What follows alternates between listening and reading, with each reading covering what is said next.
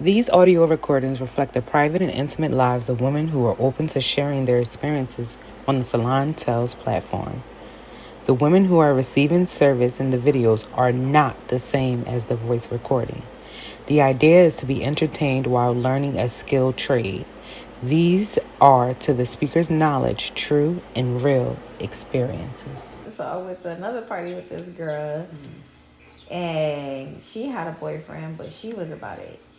And she was bad it. Yeah, she was bad it. She said, I ain't married. Right, that part.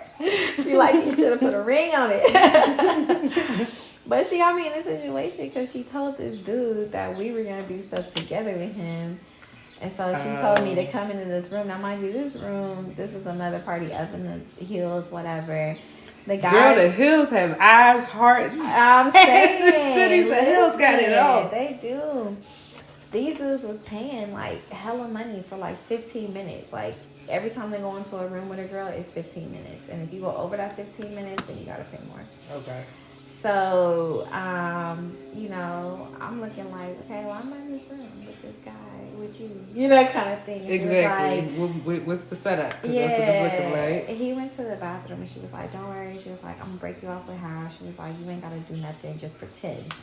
So I was like, okay. So she was going to pretend to, give me a little cunnilingus, whatever. Yeah. And then that's it. So she was like, we finna have something for a couple dollars. Yeah. And so he got upset because he wanted to do stuff with me. And I was like, no, I'm not consenting to that. Like, I never said out. You didn't talk to me. You didn't talk to me, but you talked to her. Like, you talked to her, so I can't. She the one giving you what you want. Right, yeah. You ain't getting that from him. Yeah, so he was aggressive with her, a little bit. I mean, she was okay with it, you know, but he was frustrated. So whatever. But she did break me off. And then after that, I was like, ooh, okay, I've had enough of this. I'm going to go outside and get some air, girl. I'll wait for you outside, kind of thing. Because I wasn't judging, obviously, but it wasn't my scene. Right. And so when I went outside, I met this guy in a Rolls Royce. Okay. And then he's like, do you want to sit in my car? And I was like, no. No, it's okay. It's okay. I don't really know you like that or whatever. And he was like, what? He was like, that's different. He was like, I've never had nobody tell me no if they want to sit in my car. Because he in that Rolls Royce, so he thinking, he that man. Ain't nobody turning him down. You see that car, Right. He got a couple dollars. You come sit with him, chill with him. Right. He get what he want, and that's just it. Based off of, it looks like you got money because you got a car. Exactly. And I was like, yeah, I'm like, I mean, if you want to come outside and talk to me, you can, but I have my own car, so I don't really need to sit in yours. Exactly. And I guess that made him intrigued, so he came over to talk to me. And then my friend came outside, she was like, oh my God, is that your car? Can I sit in it? I was like, oh. See the difference though? See the difference though? What you turned down, she came out for it. He was like, yeah, sure. And I was like, okay. So at that point I sat in and he was like, she's going to get the front seat. I'm like, oh, Lord. All right, cool. But I think he already got the impression that I wasn't like super impressed. So he said she get the front seat because she seemed like she finna be down. Yeah. No, he said I get the front seat. Oh, you get the front seat. I get the front seat. Okay, more of a chill vibe. Yeah, my friend can sit in the back seat. I think he just formed some sort of respect for me just at that moment. Yep. Good word, respect. Yep. Yeah. So, it was a cool night. We chilled there and I just waited for her to be done. And then we left. But yeah, no more of those experiences. Now, do you mind me asking? Mm-hmm. So, how long were you in the club environment?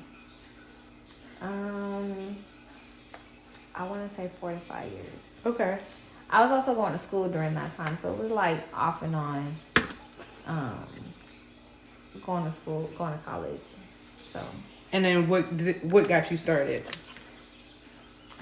I was working a really, really stressful job, and I started having like panic attacks every day. Okay. Working that job, we just had a lot of patience. It was very stressful, and I don't know. I just thought to myself like, I went into work one day and I couldn't do it anymore. And so I basically quit my job after being there for like 2 years or so, and they were paying me well.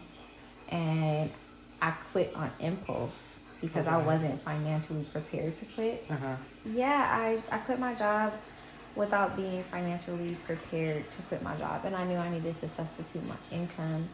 And I thought to myself, what can I do right now to make some fast money, quick money that might be fun?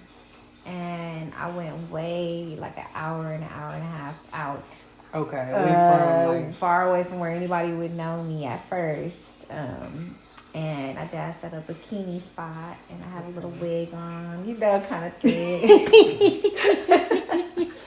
Just trying to fill it out. And then, like, I was like, okay, I mean, it is fast money. You do have your slow days. What was your average per day? I would say, if you have to average it out, probably like somewhere between 250 and 300. Okay. Per day, like you said, even working at a job, you may not get that. Yeah, no. It's a lot of positions